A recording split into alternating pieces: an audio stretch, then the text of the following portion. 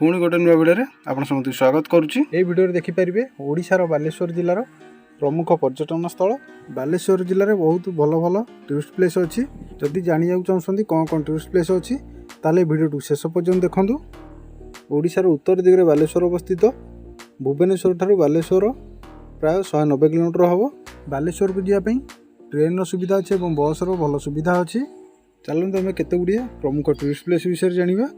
एक नंबर हूँ क्षीरचरा गोपीनाथ मंदिर। क्षीरचरा गोपीनाथ मंदिर बालेश्वर सहर ठारू 8-10 किलोमीटर दूर हम। क्षीरचरा गोपीनाथ मंदिर बालेश्वर जिलार बहुत बड़ फेमस मंदिर। ये मंदिर दर्शन करने बहुत संख्यार भक्त यहाँ आसी था। सेकेंड हूँ चांदीपुर बीच। ओडिशा रे बहुत गुड़े भल भल बीच अच्छी। से बालेश्वर जिलार चांदीपुर बीच अन्यतम। समुद्र में गाधेया प्रायतः समस्त भल लगी थाए। समुद्र में गाधेया मजा नापी बहुत समय पर्यटक आसी था। बालेश्वर रु चांदीपुर बीच दूरता प्रायतः 15 किलोमीटर। 3 नंबर रे इमामी जगन्नाथ मंदिर। इमामी जगन्नाथ मंदिर बालेश्वर जिलार बहुत बड़ फेमस मंदिर। बालेश्वर ठारू इमामी जगन्नाथ मंदिर दूरत्व है प्रायतः 12 किलोमीटर। 4 नंबर रे देखिबा पंचलिंगेश्वर मंदिर। पंचलिंगेश्वर मंदिर दर्शन करने बहुत संख्यार भक्त यहाँ आसी था। एठार आप प्राकृतिक परिवेश मजा उठे पारे। यही पंचलिंगेश्वर मंदिर बालेश्वर ठारू प्रायतः 30 किलोमीटर दूरत्व हम। 5 नंबर देखिए नीलगिरी जगन्नाथ मंदिर।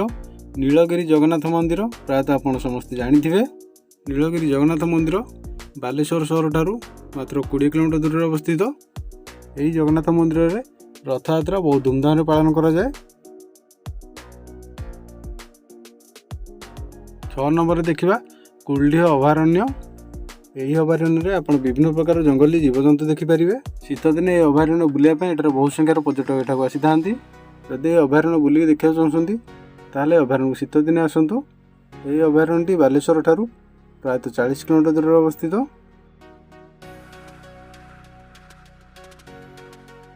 7 नंबर रे डगरा बेलाभूमि। यही बेलाभूमिटा बालेश्वर ठारू 60 किलोमीटर दूर अवस्थित। डगरा बेलाभूमि रे बुलाबुली करने और गाधेयापी बहुत संख्यार पर्यटक ये आसी था। 8 नंबर रे विचित्रपुर प्रकृति निवास। यहीठार बुलाबुली करने बहुत भल जगह। एठार बोटिंग करने सुविधा अच्छी और रही नेचर कैंप मान सब अच्छी। आप जानते बुकिंग करके रही पारे। बालेश्वर ठारू यार दूरत्व प्राय 90 किलोमीटर हम। 9 नंबर रे चंदनेश्वर मंदिर। यह बालेश्वर जिलार अवस्थित। बालेश्वर ठारू यार दूरत्व प्राय 85 किलोमीटर हम। वर्ष सारा आप भी आसी दर्शन करें। 10 नंबर रे सिंधिया डैम। सिंधिया डैम को देखापी और ये बनभोजी करने बहुत संख्यार लोक यहाँ आसी था। जदि आप बनभोजी करा चाहते कि बुलाबुली करा चाहते ये डैम को निश्चय आसतु। यह बालेश्वर ठारू प्रायतः 50 किलोमीटर दूरत्व हम। 11 नंबर रे होची blue lake. Blue lake Baleshwar ठारू मात्र 15 किलोमीटर दूर अवस्थित। यह ब्लू लेक बुलायापी और देखापी ये बहुत संख्यार लोक आसी था। 12 नंबर रे मणिनागेश्वर मंदिर। बालेश्वर रु 15 किलोमीटर दूर रे मणिनागेश्वर मंदिर पड़ो।